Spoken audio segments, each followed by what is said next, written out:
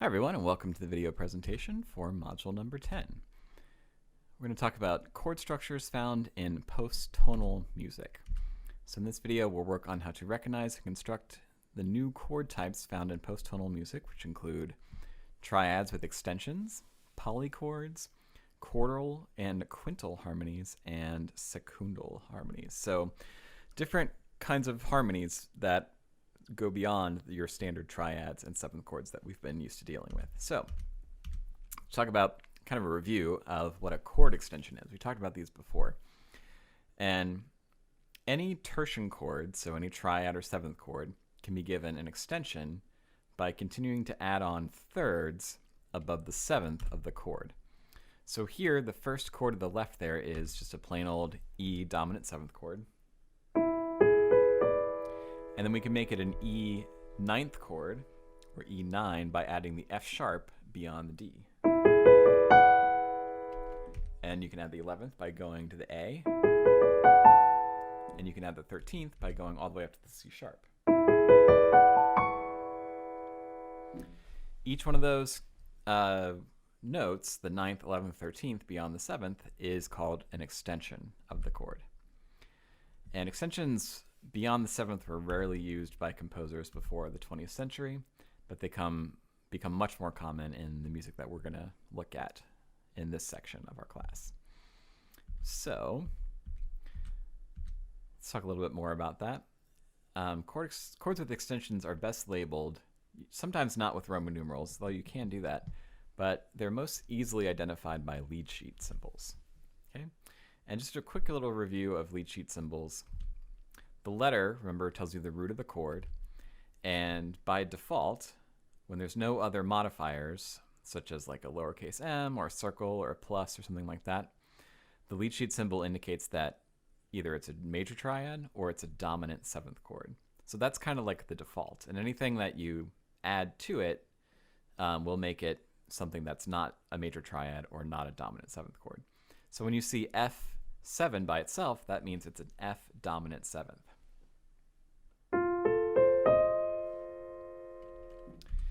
And you can add any number, including like a 6, a 7, 9, 11, or 13th, and that will add an extension to that chord. So here, this is an F dominant chord, F7 dominant chord, but it also has an 11th, so we just say F11.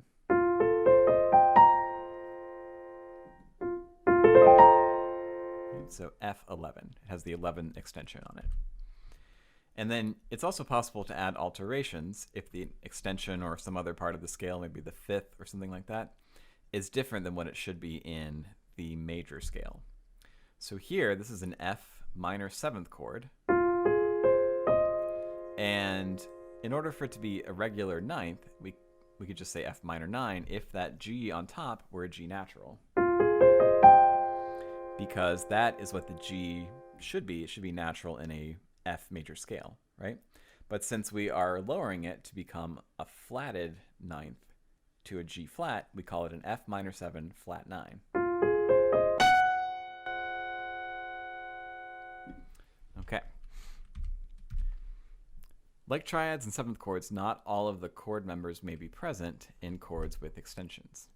So here's some examples of how they might be voiced in context. So most often the fifth will be omitted, and then it's also possible to omit any lower extensions, so any extension beyond or beneath the type of chord that's listed. So that first chord there is a D9 because it has its root, its seventh in the top of the bass clef staff, the third in what looks like the alto voice, and then the ninth of the chord is that E on top. But it is missing its fifth, but that doesn't matter. It's still a D9 chord. And then that second chord, it's written there as a C13, and you'll see that it has a root in the bass. Its fifth is there, next note up. Its seventh is there. The E is the third of the chord, and the A is the 13th of the chord.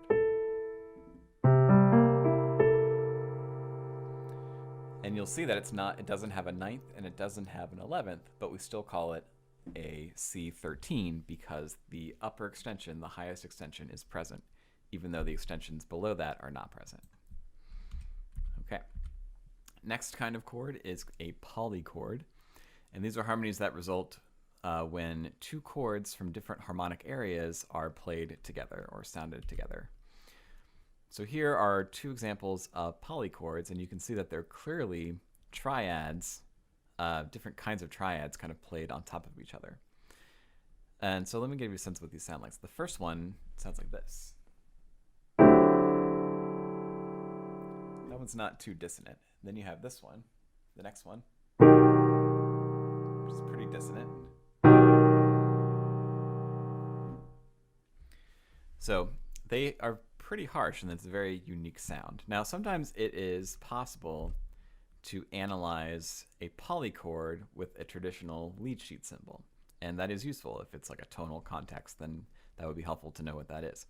So that first chord there, even though it looks like a D major triad in the bottom and a C major triad in the top, it still is a D11 chord, right? Because the D is the root, the F sharp's the third, A is the fifth, C is the dominant 7, E is the ninth, and G is the 11th. So it's possible to analyze that as a D11.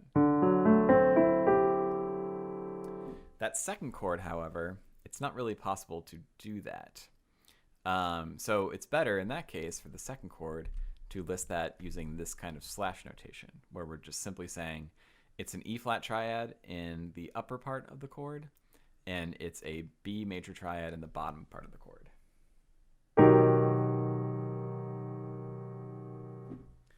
And then if you could apply the same thing to the other chord, where you're saying it's a C major triad in the top part of the chord and a D major triad at the bottom of the chord. Either way is the correct way to analyze that chord. Okay.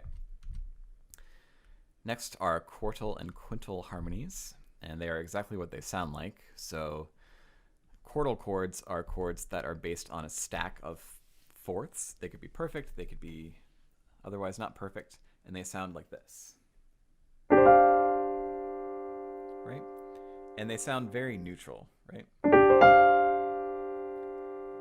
And then the quintal chords are made up of a stack of fifths, such as this.